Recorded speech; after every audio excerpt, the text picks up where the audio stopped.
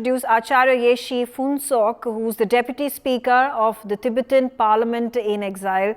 Thank you so much, Acharya, for joining us on the telecast. And of course, your first sentiments, what kind of sentiments, reactions, view that you have of the temple inauguration that takes place in Ayodhya?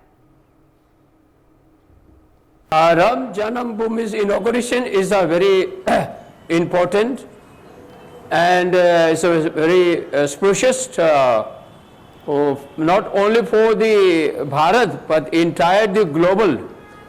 This is a historic inauguration, and we really feel proud to be able to become a highlight and to build the temples of the Shri Ram, which is the waiting many years, decades. The peoples are willing to see the temples of the Shri Ram. So therefore I really appreciate and welcome the Ram Janambhumi's temple's inauguration. Do you think Ayodhya will emerge as a place for tourists from all over the world to visit regardless of their faith? Ram Janambhumi, Ayodhya itself is not a new thing. Even in my students' life, when I was studying in Saranath at Sampurna Sanskrit University, in the 80s or 70s, we used to go there to get a blessing, and not as a tourist, on the basis of as the religious people, as a religious person, we used to go there to get blessing. And now the really historic the temple is near about to complete to build, and on the 22nd of the 1st January 2024, through the live, everybody can see the pictures of the Shri Ram Janambhumi's temple, which visualize in front of the global. So everyone is waiting. Absolutely. Also, a very natural question to ask you would you also consider leading a Buddhist delegation to visit Ayodhya and promoting interfaith communication in the future?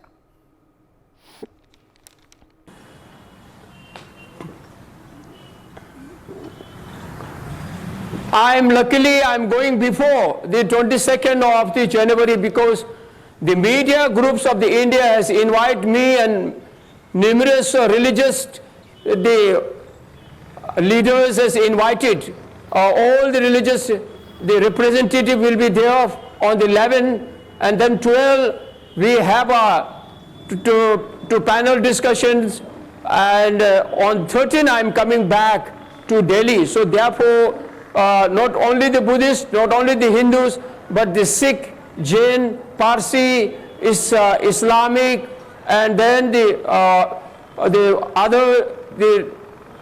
Christian, and almost in India there is around 10 religious, the various religious such the representatives from each religion, 2 representatives, they invite us.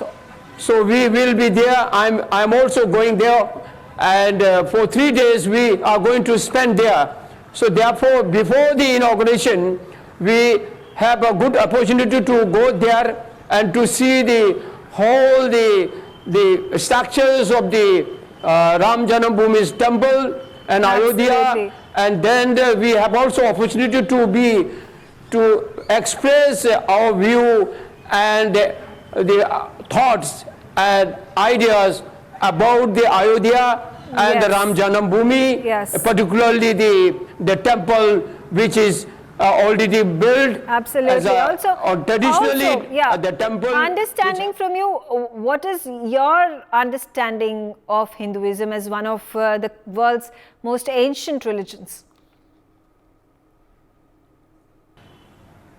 Actually, all the religion have their own background, and each and every religion have a founder. So as similar, the Hindu, the Dhamma, the founder have as itself, and then each and every religion have their god and goddess. So therefore the Ram is the one which is the highest, the Dhamma, the like a god, and so I really respect, and His Holiness Dalai Lama always mentioned to entire the global to respect the other religion and to follow your own religion.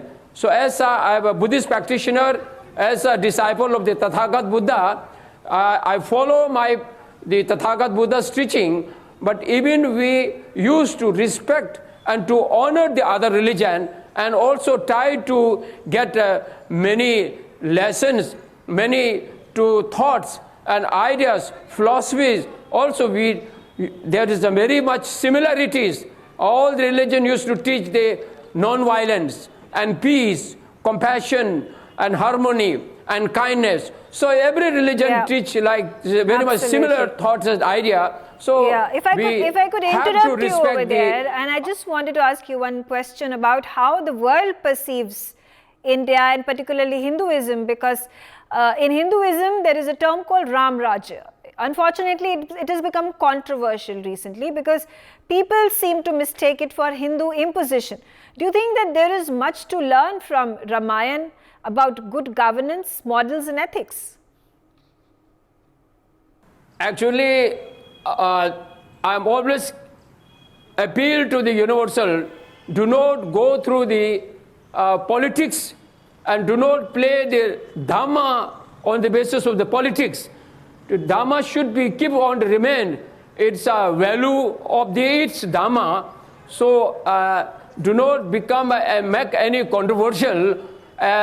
Important thing is faith and to respect and to learn. That is the most important. Absolutely. Now, talking about Hindus in our country, you know, Hindus, there are 1 billion Hindus. There are also 200 million Muslims who live in our country. Buddhism was born here, and there are several other religions that are given space to flourish and thrive. What is the hope for interfaith harmony that India represents in the troubled times that the world sees? As I already mentioned at the early question, entire religion just to give the religious harmony is always to appeal the entire religious leader. Each and every have a responsibilities. First, to promote the humanity, the values of the humanity. Second, to respect the entire religion.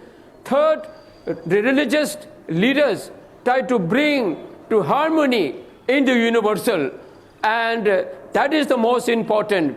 So whether the believer of any religion, either Buddhist or the Hindu or Sikh or Isai or Islamic or Judaism or Parsi or whatever the Jainism, but everybody should try to bring as a religious practitioner or the non-religious practitioner also feels needs a happiness and then the healthy life. So therefore, whether the believer or non-believer, everybody needs. Correct. Everybody needs to carry forward that sentiment of harmony, of peace, of togetherness and tolerance. But also, talking about that, there are many people who constantly are prophesizing that there is Muslim genocide that is taking place in India, that the Muslims in our country are living under fear, and all of it is not true at all.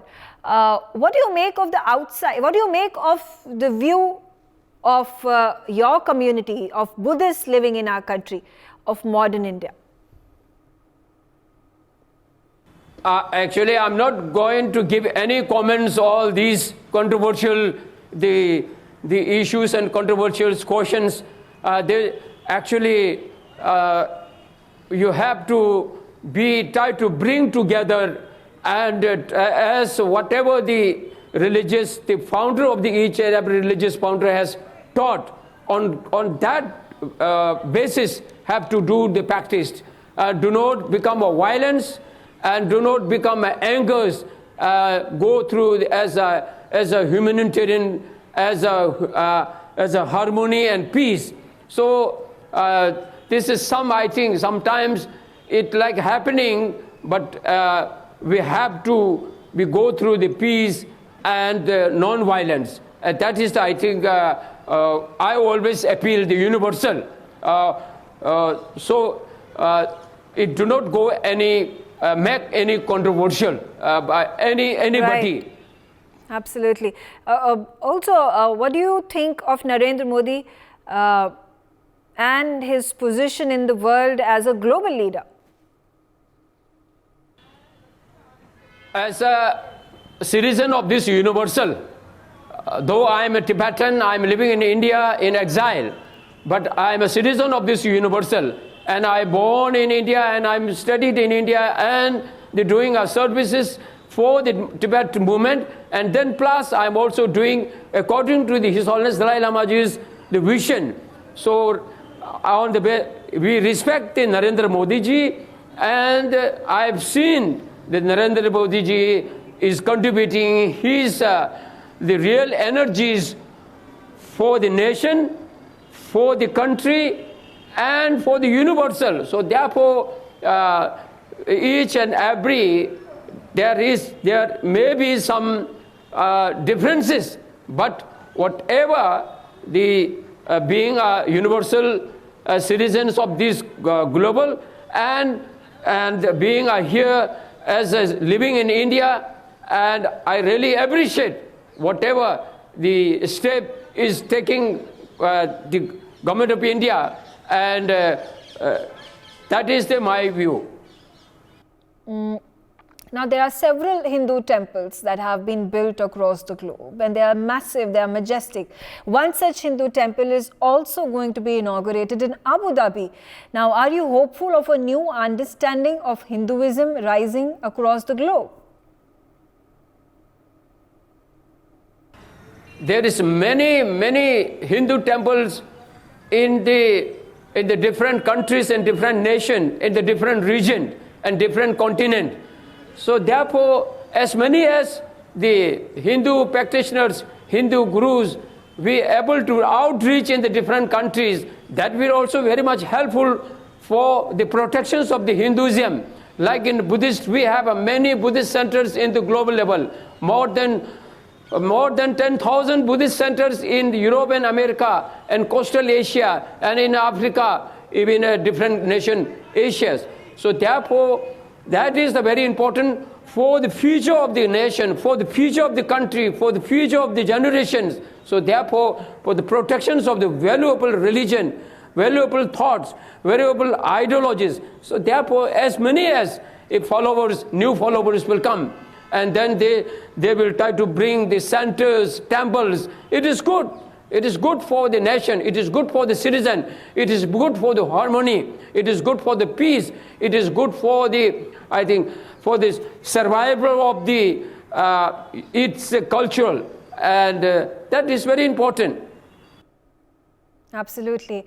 But at the same time that we are building huge, massive temples across the globe, there are also many Hindu temples that are being defaced and attacked across the globe, whether we see US or Europe or the Indian subcontinent. Why do you think there are some people who are trying to create Hinduphobia?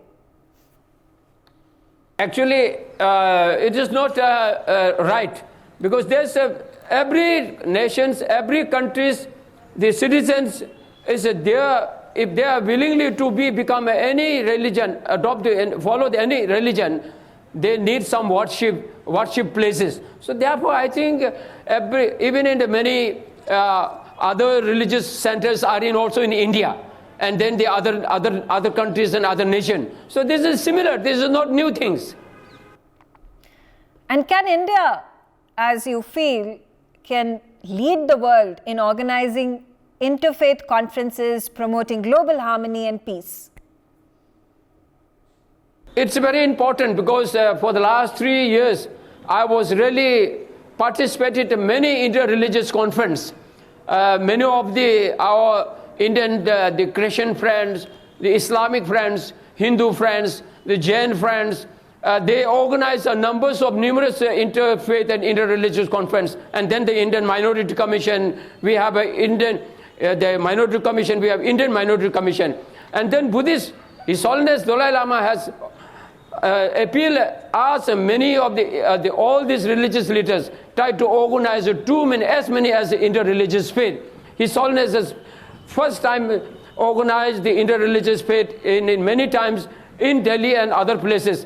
After that, the other religious people also follow His Holiness' advice. So therefore, they just these are the very important, and to give the not only the like meetings, but also give a fruitful some the results it will come. Then that will be the very Absolutely. Useful for to organize the interreligious conference, seminars, yes, and to exchange the views and ideas, and to go to visit the other religious holy places also. Not just their own religious holy place is also important for the individuals, for that followers, but they must also try to go like Hindu peoples.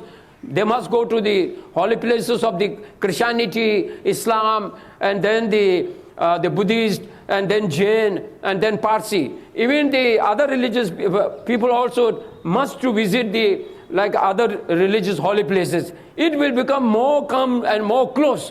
Just only the meeting is not. It makes some fruitful. Then to exchange the views and ideas and to bring it to good, it will become a good idea, and good results will come up. For more such videos, subscribe to the NewsX YouTube channel, hit the bell icon.